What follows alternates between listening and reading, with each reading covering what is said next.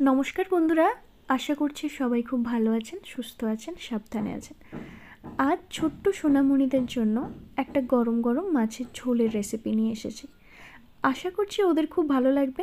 তাই রেসিপিটা শুরু করার আগে একটা কথা বলবো, যারা এখনও মম অ্যান্ড টুইটি চ্যানেলটা সাবস্ক্রাইব করেননি, দেরি না করে দেখুন নিচে রেড কালারের একটা বাটন আছে, ওটা প্রেস করুন, আর তার ঠিক পাশে একটা বেল আইকন আছে, ওটাও প্রেস করুন। তো চলুন রেসিপিটা শুরু করা যাক।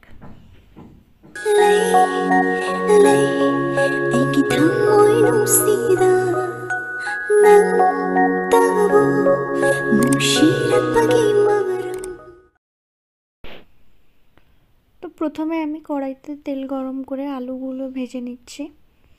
এখানে আলুর সাথে আরও অনেক সবজি দেওয়া যেতে পারে যদি আপনাদের বাচ্চারা খেতে চায়। আলুর সাথে গাজর, ফুলকপি, যা কিছু সবজি শীতকালে আছে সব কিছুই দিয়ে এই রান্নাটা ভালো লাগে খেতে।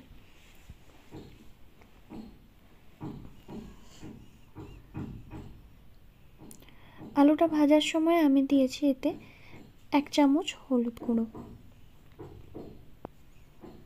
খুব বেশি ভাজার দরকার নেই, যেহেতু বাচ্চাদের রান্নায় সবজিগুলো বেশি করে ভাজার কোনো দরকার নেই, জাস্ট হালকা করে একটু ভেজে নিলেই চলে। তো আলুগুলো আমার এখানে ভাজা কমপ্লিট হয়ে গেছে। আমি এবার আলুগুলোকে তুলে নিচ্ছি। এবার ওই একই তেলে আমি মাছটাও ভেজে নেব।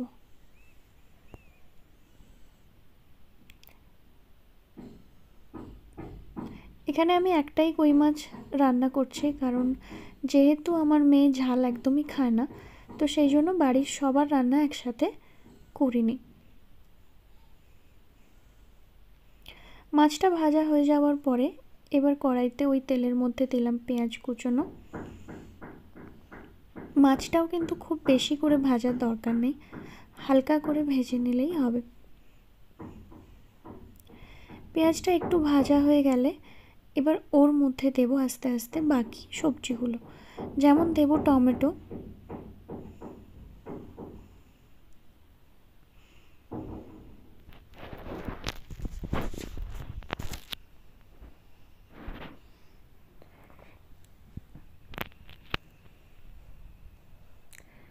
আদা বাটা,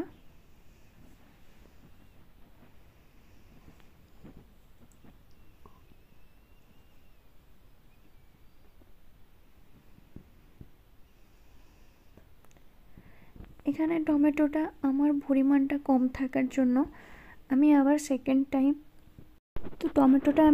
টাইম আবার অ্যাড করলাম, কারণ টমেটোটা প্রথমে যেটা দিয়েছিলাম সেটা আমার মনে হলো যে কম হয়ে যাবে, তো সেই জন্য আমি আবার টমেটোটা আর একটু অ্যাড করলাম। এবার এই সমস্ত মশলাগুলোকে একসঙ্গে কিছুটা কষিয়ে নেওয়ার পরে এবার এতে আস্তে আস্তে আমি শুকনো মশলাগুলো দেব। শুকনো লঙ্কা আমি এখানে একদমই ইউজ করিনি, কারণ বাচ্চাদের ক্ষেত্রে শুকনো লঙ্কাটা একদমই উচিত না দেওয়া, যদি দিতে হয় কাঁচা লঙ্কা দেওয়াটাই উচিত, কিন্তু আমি কাঁচা লঙ্কারও এখানে ইউজ করিনি, যেহেতু আমার মেয়ে একদমই ঝাল খায় না। আমি দিলাম এবার নুন। এবার আস্তে আস্তে শুকনো মশলাগুলো দিচ্ছি, যেমন দিলাম ধনে গুঁড়ো, জিরে গুঁড়ো,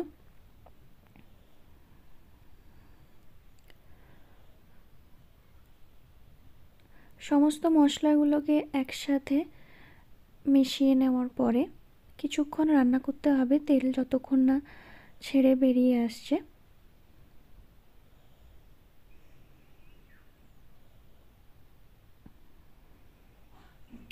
মশলাগুলো যাতে পুড়ে না যায় সেই জন্য আমি একটু জল অ্যাড করলাম।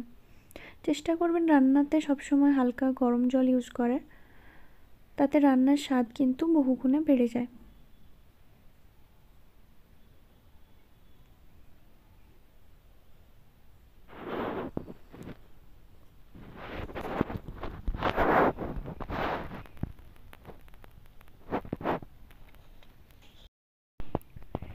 এবার আমি আলুগুলো অ্যাড করলাম।